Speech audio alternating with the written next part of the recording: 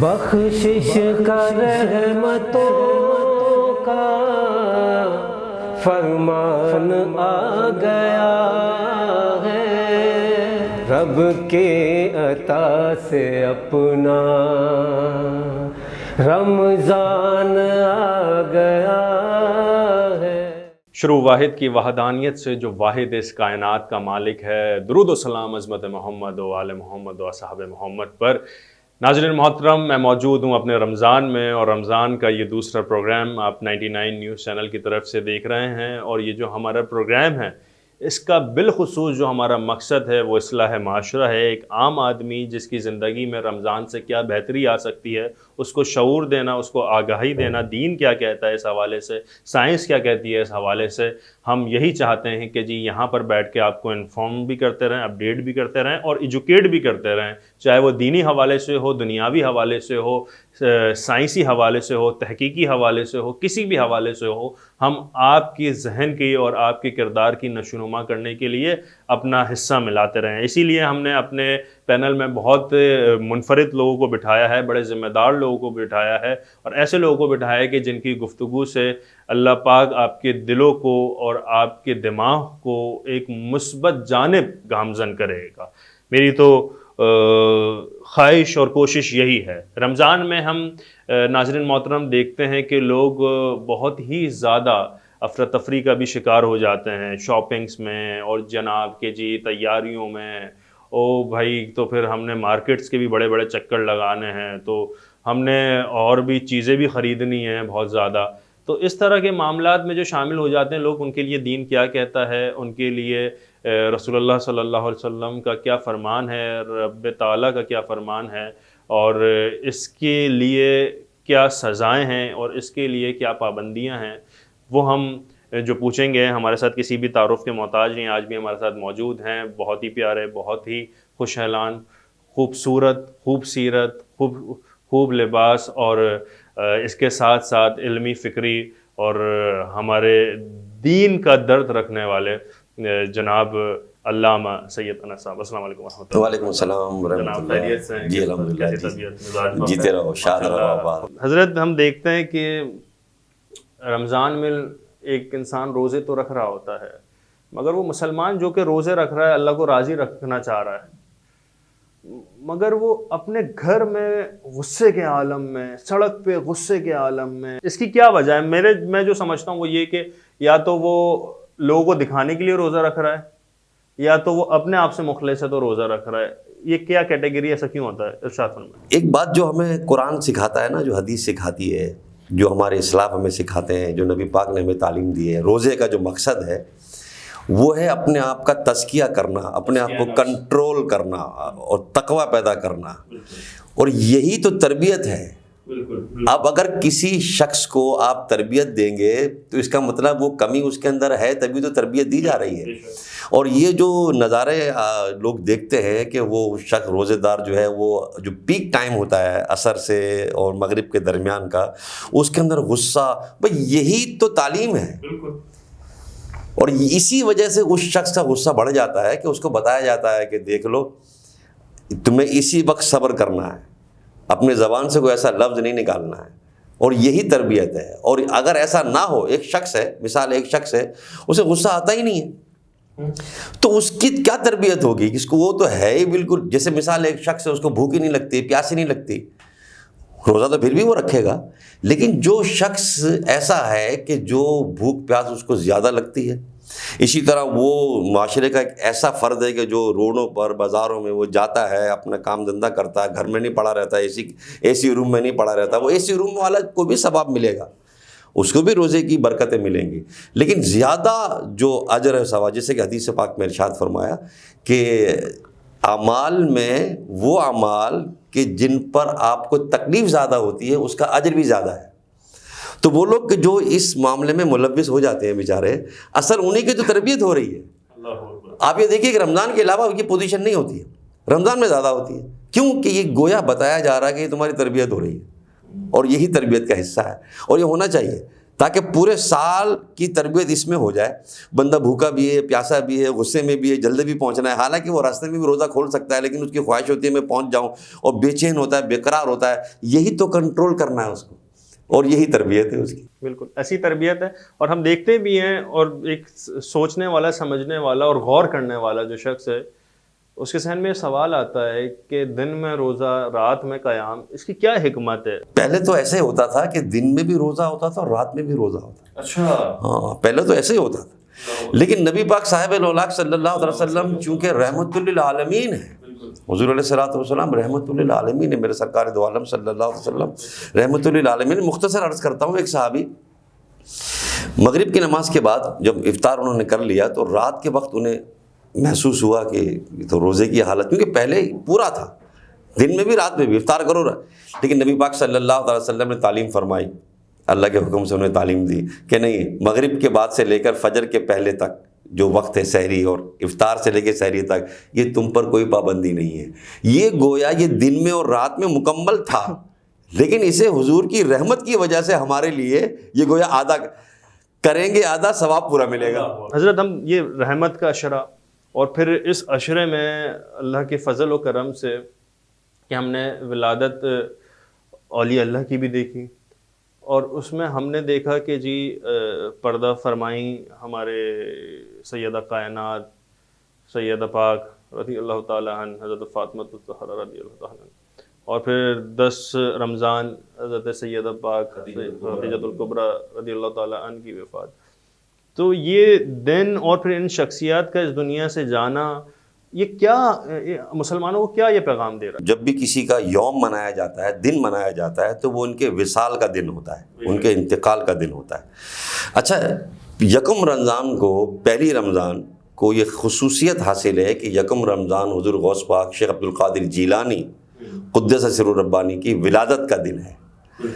اچھا, 3 رمضان سیدہ پاک سیدہ کائنات حضور علیہ الصلوۃ والسلام کی لاڈلی شہزادی حضرت فاطمہ الزہرا رضی اللہ تعالیٰ عنہا کا یوم وصال ہے, ان کا دن ہے 3 رمضان. اور 10 رمضان حضرت خدیجہ الکبریٰ رضی اللہ تعالیٰ عنہ کا یوم وصال ہے, ان کا دن ہے. اور سیدہ پاک کے بارے میں صرف یہ عرض کروں گا کہ حضور علیہ الصلوۃ والسلام کی ایسی پیاری لاڈلی بیٹی ہیں, اور گھر کا سارا کام کرنا, سب کچھ کرنا. حالانکہ بیوی کے اوپر کوئی ضروری نہیں ہوتا گھر کے کام کاج کرنا, اس پہ کوئی لازم نہیں ہے, لیکن وہ ایسی ہمارے لیے ایک مشعل راہ ہیں سیدہ پاک کہ انہوں نے تمام کائنات کی بیویوں کو, عورتوں کو, بچیوں کو, خواتین کو یہ تعلیم دی کہ دیکھو میں اپنے آپ کو تمہارے لیے مشعل راہ بنا رہی ہوں کہ میں کس طرح اپنے گھر کے سارے کام کاج کر رہی ہوں. حالانکہ ان پر کوئی ضروری نہیں تھا, وہ فرض واجب نہیں تھا, لیکن وہ صرف اس لیے کہ اپنے گھر کو کیسے چلانا ہے انہوں نے یہ کر کے دکھایا. غربت میں زندگی گزاری, کبھی کوئی ڈیمانڈ نہیں کی, اور ہمیشہ جو ہے نا گھر کے کام کاج کیے. اور ہیں کس کی شہزادی؟ میں صرف ایک بات ضرور رحمت للعالمین, سبحان اللہ, میں صرف ایک بات ضرور عرض کروں, خصوصاً ان بچیوں کے لیے, ان خواتین کے لیے کہ جو کام کر کے تھک جاتی ہیں, ان کے لیے سیدہ پاک کی بارگاہ میں اگر ہم حاضر ہوں تو سیدہ پاک ایک مرتبہ حضور علیہ الصلوۃ والسلام کی خدمت میں حاضر ہوتی ہیں کسی کے کہنے پر, اور کسی نے مشورہ دیا کسی عورت نے, تو آپ گئے حضور علیہ الصلوۃ والسلام کی بارگاہ میں, بابا جان ایک خدمت گزار کی ضرورت ہے جو میرے کام کاج کر دیا کرے. سیدہ پاک پانی بھر کے لے کے آتی تھی, سیدہ پاک چکی چلایا کرتی تھی. سیدہ اور چکی, آج کل کے بچوں کو کیا معلوم چکی کیا ہوتی ہے, اتنے بھاری بھاری پتھر ہوتے ہیں, 2 پارٹ ہوتے ہیں جو کوئی آج کل کا نوجوانوں سے گھما نہیں سکتا ہاتھ سے, اور یہ سب کام کرنا. اور پھر عرض کی یا رسول اللہ بابا جان ایک خدمت گزار کی ضرورت ہے. حضور نے فرمایا تم کام کی وجہ سے, کہاں یا رسول اللہ میرے جسم میں درد ہوتا ہے, میرے ہڈیوں میں درد ہو جاتا ہے, اتنا کام کہ جسم میں درد ہوتا ہے, ہڈیوں میں درد. حضور نے فرمایا تمہیں میں خدمت گزار دوں یا اس مسئلے کا حل بتا دوں؟ تو آپ نے کہا مجھے حل بتا دیجیے. حضور علیہ الصلوۃ والسلام نے تعلیم دی, 33 مرتبہ سبحان اللہ, 33 مرتبہ الحمدللہ, 34 مرتبہ اللہ اکبر. اے سیدہ تم یہ پڑھ لیا کرو, گویا ایسا ہے جیسے تمہیں خدمت گزار مل جائے گا, تمہارے جسم میں درد نہیں ہوا کرے گا. یہ سیدہ پاک کی تسبیح جسے ہم تسبیح فاطمہ بھی کہتے ہیں. اگر آج بھی کوئی شخص چاہے مرد ہو چاہے عورت, اگر وہ اس کے جسم میں ہڈیوں میں درد ہے, اگر وہ یہ تسبیح پڑھ لیا کرے تو بس دیکھیں اس کا سارا مسئلہ یہ حل ہو جائے گا. اس قدر کام کرتی تھی سیدہ پاک سیدہ فاطمۃ الزہرا رضی اللہ تعالیٰ. یہ ہماری خواتین کے لیے سبق ہے کہ وہ اپنے گھر کے کام کاج کرتی ہیں, تھک جاتی ہیں, جسم میں درد ہوتا ہے, تو سیدہ پاک کو یاد کیا کریں. اور کبھی موقع ملے اور کبھی آپ یہ سمجھتی ہیں, میں اپنی بچیوں سے گزارش کروں گا, اپنی ماؤں بہنوں بیٹیوں سے گزارش کروں گا کہ کبھی وہ تھک جائیں, جسم میں درد ہو, ہڈیوں میں درد ہو, تو تسبیح فاطمہ پڑھ لیا کریں. اچھا نہ بھی ہو اور چاہتی ہیں کہ آئندہ بھی نہ ہو, تو وہ روزانہ کا اس کو وظیفہ پڑھ لیں. روزانہ ایک مرتبہ ایک تسبیح پڑھ لیا کریں. 33 مرتبہ سبحان اللہ, 33 ٹائم سبحان اللہ, 33 مرتبہ الحمدللہ, 34 مرتبہ 34 مرتبہ اللہ اکبر. یہ تسبیح فاطمہ ہے. اس سے جسم کا بھی مسئلہ حل ہوگا, ثواب کا ثواب ہے. اور پھر سب سے بڑی بات ہے کہ حضور علیہ الصلوۃ والسلام کی لاڈلی شہزادی انہیں یاد آ جائیں گی, اور وہ اگر یاد آ جائیں تو ہمارا بیڑا پار ہے. اللہ پاک قرب حاصل کرنے کی توفیق عطا فرمائے ایسی شخصیات کا جس سے زمانے میں انقلاب برپا ہوا ہے. میرے ساتھ میری خوش نصیبی میرے ساتھ موجود ہیں ہمارے بہت ہی اچھے, آج بھی ہم ان سے وہی کلام سنیں گے جو سننے کے بعد ہمارے دل میں ایک ٹھنڈک اور ایک سکون محسوس ہوتا ہے. جناب کسی تعارف کے محتاج نہیں, بہت اچھا پڑھنے والے ڈاکٹر باسط راٹھور صاحب. جناب السلام علیکم. وعلیکم السلام ورحمۃ اللہ مزاج خیریت سے آپ کی الحمدللہ. جی آج کیا ہمارے ناظرین کو آپ کون سا کلام ایسا سنا رہے ہیں؟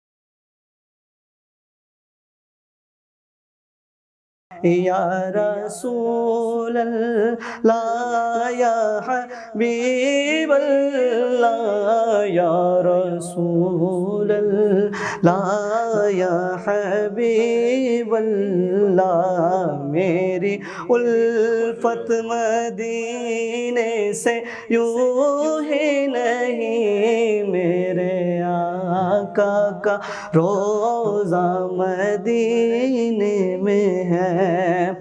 اور میں مدینے کی جانب نہ کیسے کھینچوں, میں مدینے کی جانب نہ کیسے کھینچوں, میرا دین اور دنیا مدینے میں ہے. اور سرور دو جہاں سے دعا ہے میری,